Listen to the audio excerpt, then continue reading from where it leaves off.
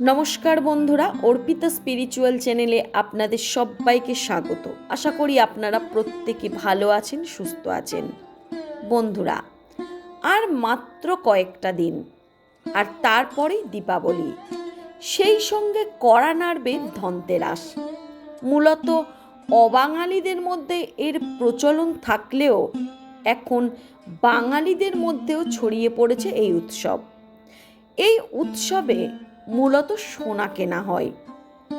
দীপাবলি মূলত 5 দিনের উৎসব, আর এর আরেক নাম আছে ধনাত্রয়োদশী বা ধনবত্রী ত্রয়োদশী।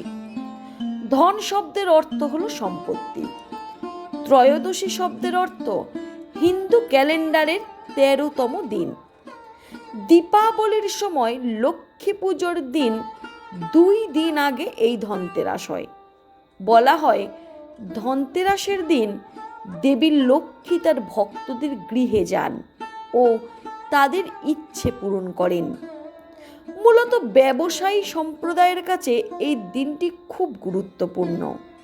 তারা এই দিন দামি স্বর্ণ ধাতু কেনেন এবং সম্পদের দেবী লক্ষ্মীর সাথে সাথে সম্পদের দেবতা কুবেরকেও তারা পূজিত করে সন্তুষ্ট করেন। আবার ধনতেরাস হলো ধন্বন্তরীর পূজা। ধন্বন্তরী হলো হিন্দু ঐতিহ্য অনুসারে সমুদ্র মন্থনের সময় শ্রীলক্ষ্মী ও ধন্বন্তরী আবির্ভূত হন। এক হাতে অমৃত এবং অন্য হাতে আয়ুর্বেদ সম্পর্কিত পবিত্র গ্রন্থ ধারণ করেন।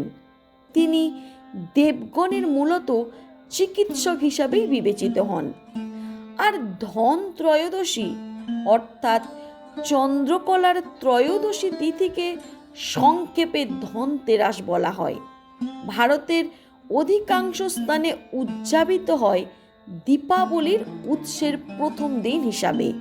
আর ধন্বন্তরী হল চিকিৎসকদের দেবতা। পৌরাণিক মতে ধনতেরাস হল দুর্বাসা মুনির অভিশাপে স্বর্গের ইন্দ্রপুরী হীন হয়ে পড়ে, অর্থাৎ শ্রীহীন হয়ে পড়ে। মা লক্ষ্মী দুর্বাসার অভিশাপে স্বর্গরাজ্য ত্যাগ করে অসুরদের পাতাল লোকে প্রবেশ করেন। অসুররা সেই সময় স্বর্গ রাজ্যের দখল নেয় মা লক্ষ্মীর অনুপস্থিতির সুযোগ নিয়ে। দেবতারা ভীত হলে ব্রহ্মার নির্দেশে সমুদ্র মন্থনের আয়োজন করা হয়। সমুদ্র মন্থনের পর ধনতেরাসের দিন দেবতারাই ফিরে পান তাদের হারিয়ে যাওয়া দেবী লক্ষ্মীকে। হারিয়ে যাওয়া লক্ষ্মীকে ফিরিয়ে আনার উপাসনা হচ্ছেই ধনতেরাস। আর ধনতেরাসে শ্রী লক্ষ্মীর আরাধনার মাধ্যমে সূচনা হয় দীপাবলি উৎসবের।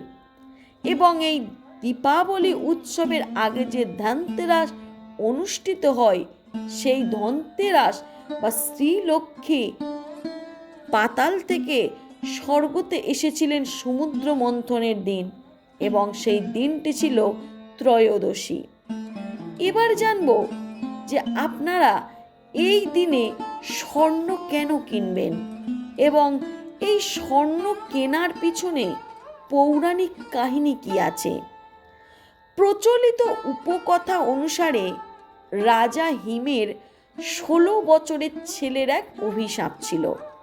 তার কুষ্ঠিতে লেখা ছিল বিয়ের 4 দিনের মাথায় সাপের কামড়ে তার মৃত্যু হবে।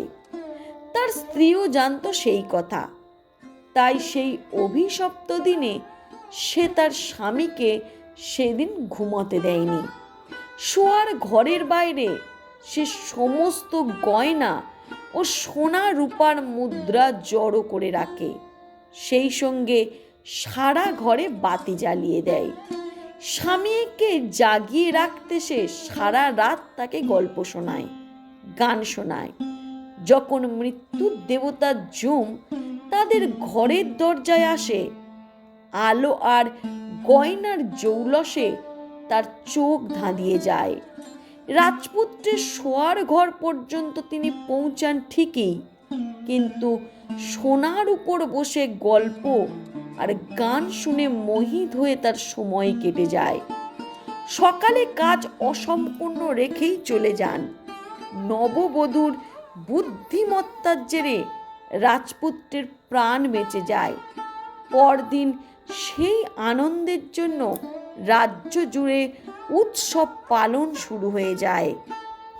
আর সেই থেকে এই দিনটি ধনতেরাস উৎসব হিসাবে পালিত হতে শুরু করে।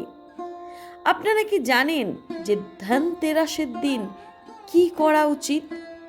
মনে রাখবেন, ধনতেরাসের দিন অবশ্যই আপনারা সম্পদের দেবতা যক্ষ রাজা কুবেরের সম্মানে প্রতি বছরের ন্যায় আপনারা ধনতেরাস উৎসব পালন করবেন। এবং বিশেষজ্ঞদের মতে এই দিন কুবেরের সাথে যদি আপনারা ধন্বন্তরী এবং মা লক্ষ্মীর পুজো করেন, তাহলে এটি আর্থিক লাভের পাশাপাশি এটি সুস্বাস্থ্যের আশীর্বাদ নিয়ে আসে এবং এই দিনে দেবী লক্ষ্মীর আশীর্বাদ বর্ষিত হয় ভক্তদের ওপর। তো বন্ধুরা, আপনারা আমার এই ভিডিও থেকে জানতে পারলেন যে ধনতেরাস অ্যাকচুয়ালি কি এবং ধনতেরাসের উৎসবের পৌরাণিক কারণ কি, এবং তার সাথে সাথে এই দিন স্বর্ণ কেন কেনা উচিত এবং স্বর্ণ কিনলে কি হয় এবং তার পৌরাণিক কারণ। আমার এই ভিডিওটি যদি আপনাদের ভালো লেগে থাকে তাহলে অবশ্যই আপনারা একটি লাইক, কমেন্ট এবং শেয়ার করুন। নমস্কার।